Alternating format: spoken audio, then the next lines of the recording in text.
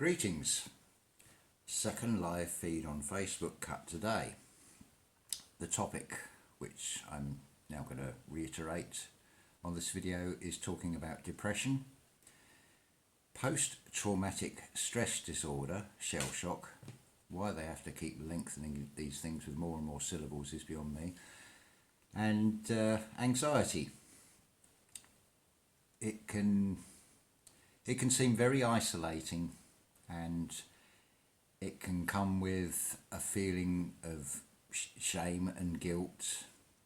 Very well, most famously, look at Robin Williams. Who would have guessed? And of an earlier generation, the comedian Tony Hancock, most famous for his blood donor sketches. Both took their own lives, and yet you see them on the screen look perfectly normal, which is always the case with anything like this.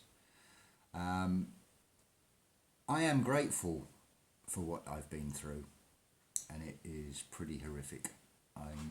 My way to deal with it is to just blank it out. I cut off from it completely, but it has empowered me from going through that experience to be able to talk to it, and hopefully it will help some of you out there, because the thing with depression, it feels very isolating. You feel like you're the only one that's got it. The truth of the matter is that everybody seems to have inbuilt depression, and it takes some event that happens in your life that can trigger it.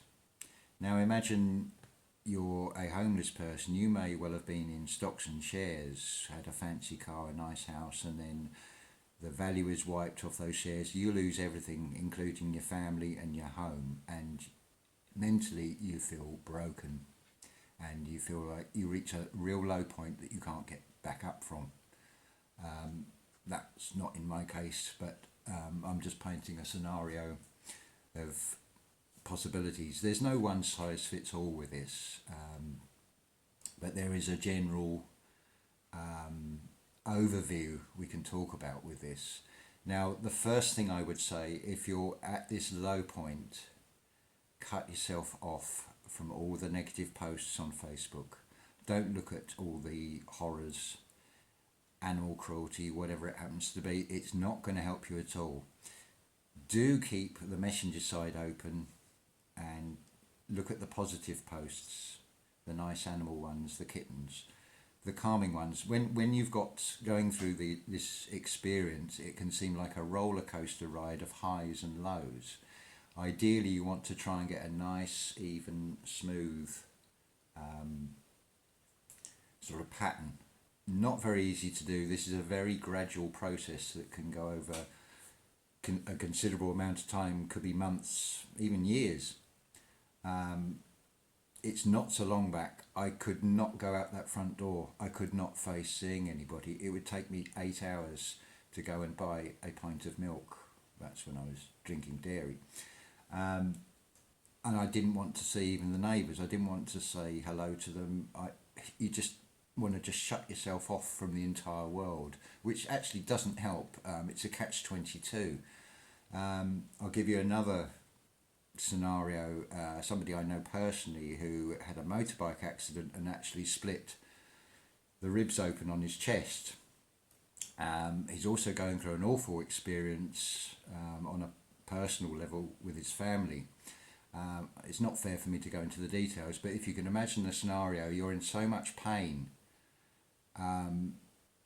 physical pain, that you need to rest. But obviously then when you rest, you replay everything over in your mind, so it's mental torture. The only way to escape that is keep yourself busy. But when you've got physical pain as well, that's almost impossible to try and deal with. And then there's also the sleeping disorder that comes with that. It is horrific.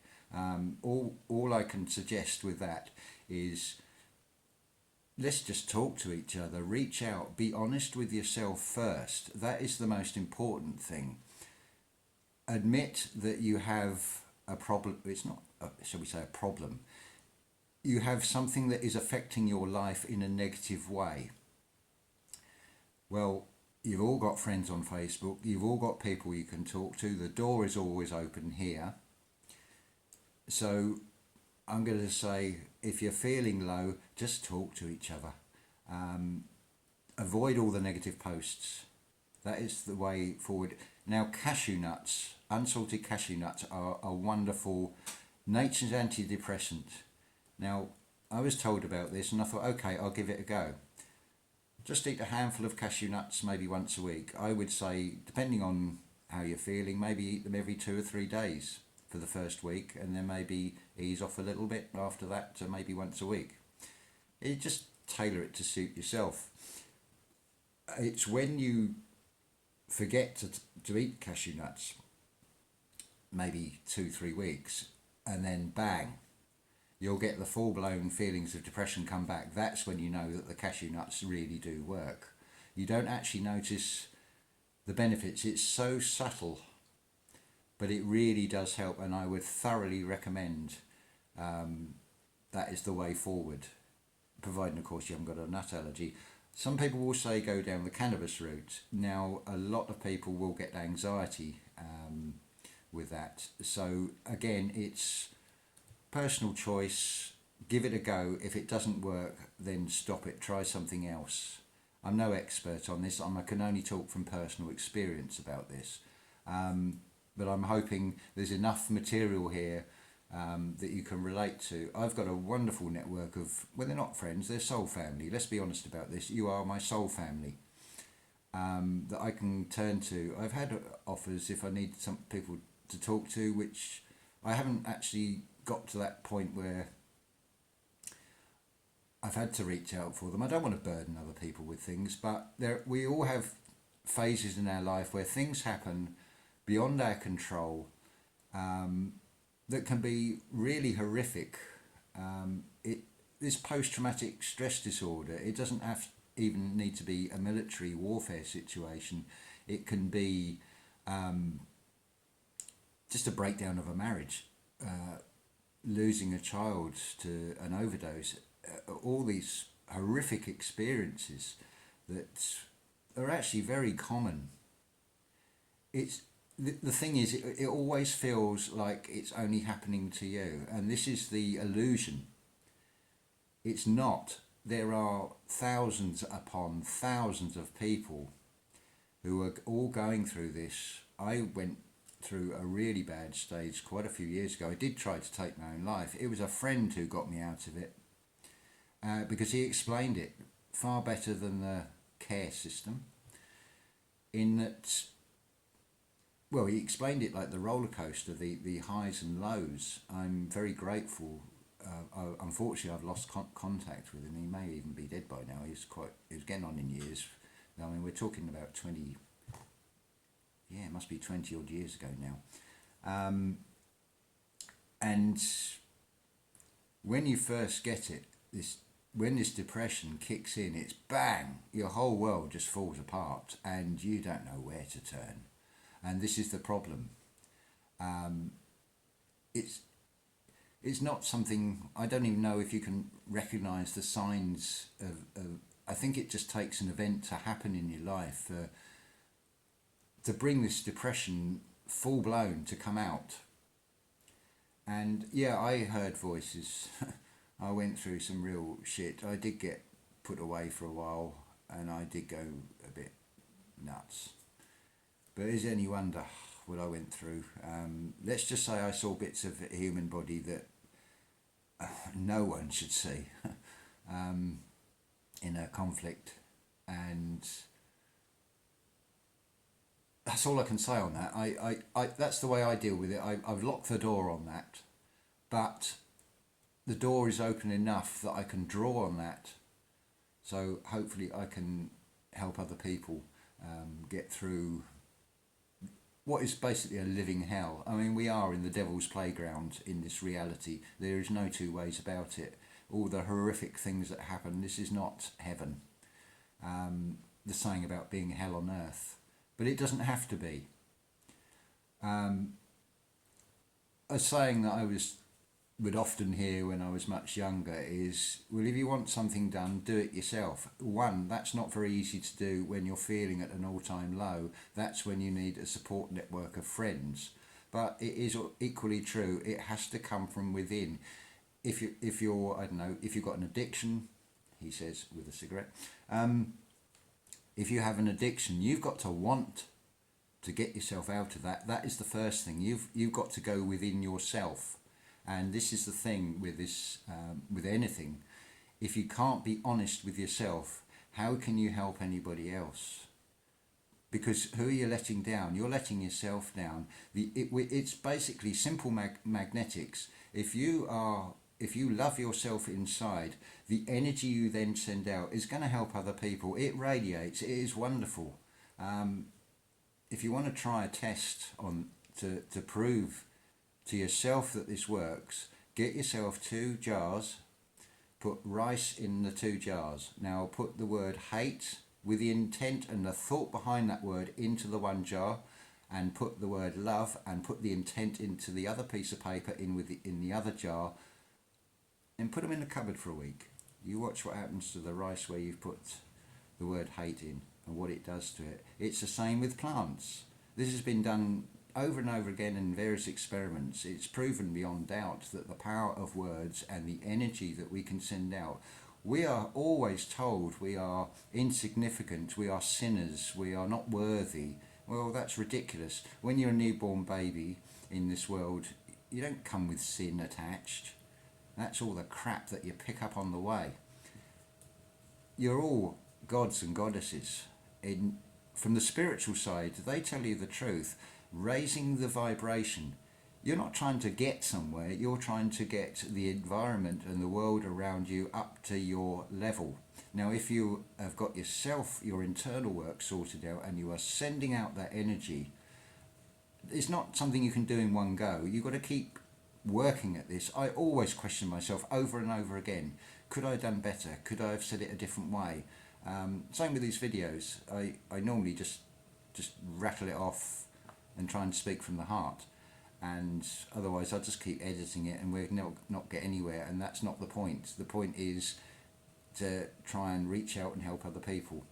And as I said before, I would love to see more people. Don't share my video, make your own version, do your own take on it, because we all go through horrific things.